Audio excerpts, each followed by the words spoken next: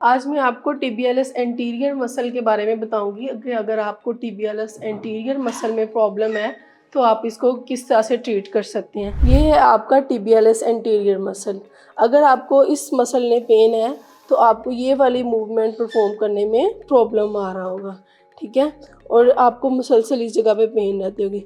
इसके लिए सबसे पहले आपने करना ये है कि आपने मिड फुट ग्लाइडिंग करानी है, ठीक है। इससे आपके टिबियालिस एंटीरियर मसल की स्ट्रेंथनिंग होगी। ये है आपका मिड फुट, इधर से आपने पकड़ के इसकी ग्लाइडिंग करानी है, ठीक है।